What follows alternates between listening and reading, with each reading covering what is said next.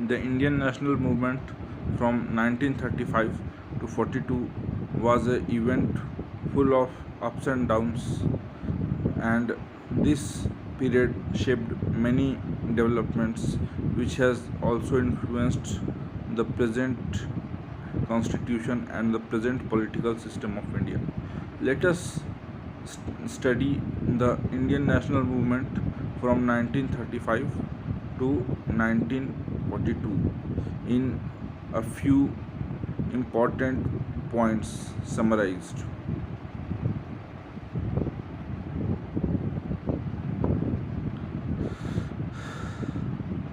The tides of patriotism were alive from the civil disobedience movement, which continued in various forms till the Gandhian and the British agreement, and the remembrance of civil disobedience movement also continued for a long time. The constitutional reforms were carried out, and the major landmark event was the Government of India Act 1935. The success of anti-touchability movement by the social reformers and freedom fighters was a great landmark event. Women in large numbers prevented people from buying liquor and foreign goods. Violence did not have much impact on the youth due to Gandhi. This was the period when social reforms were at their height. The 1935 Act provided for all India Federation of 11 British provinces and such of the princely states as acceded to the Federation. The federal provisions of the Act were never put into operation. The most significant aspect of the Act was the provision of provincial autonomy. Diarchy was to be replaced by provincial responsible government.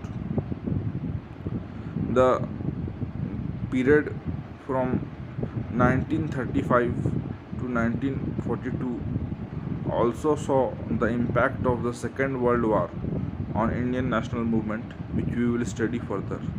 And to study this, we need to correlate the events of the Second World War in the in context of the Indian national movement. In 1937, the Congress formed ministries in six provinces: UP, Bihar, Odisha, the central provinces Madras and Bombay. Later, Congress ministries formed in Assam and northwest frontier provinces, regions for an event leading to the Quit India movement. The Second World War broke out in September 1939. The Cripps mission failed and brought a mass change in the attitude of the people,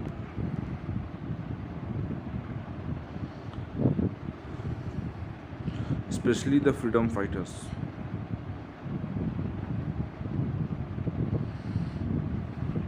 The Congress ministries which were re-elected resigned due to the war issue, and the Congress ministries objected that the British government had involved India in war without consulting the central legislature and provincial governments.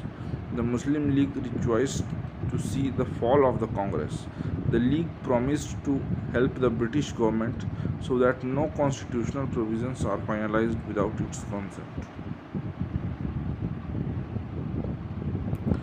The August of 1940 was made regarding the war situation in Europe worsened, and an attempt was made to end the political deadlock. In the August offer in 1940, the British representative Lord Linlithgow made an offer that after the end of the war, a representative body would be set up to frame a constitution of India.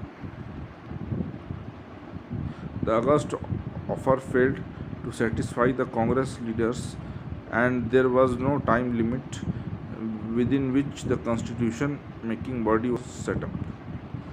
There was no agreement on the expansion of Viceroy Executive Council. The individual satyagraha was launched in 1940 as a moral protest, and Vinoba Bhave was selected as the first satyagrahi. Sir Stafford Cripps came to India to ask for help for Indians as the war had come to the border of India. By war, I mean the Second World War. After the end of the Second World War, India would be given dominion status. The British government would accept the constitution so framed, subject to the condition that any province which could not accept the constitution could frame their own constitution.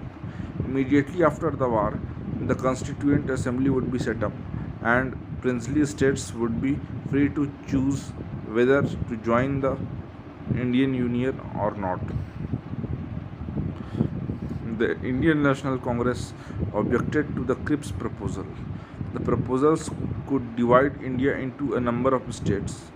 The people of the princely states had not been given the right to elect their representatives to the proposed constitution making body.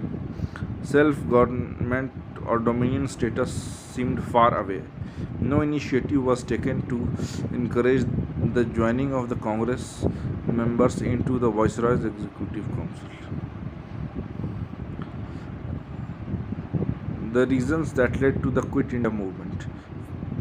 The failure of the Cripps mission worsened communal problem due to the increasing rift between the Hindus and the Muslims, and Japan posed a serious threat to India. The Quit India resolution was passed on 8th August 1942, and the famous slogan "Do or Die" was given by Mahatma Gandhi. Mob violence and revolt was the course of the movement, and the position was serious in eastern UP and Bihar. The movement was vehement in Pune, Mumbai, and parts of Maharashtra.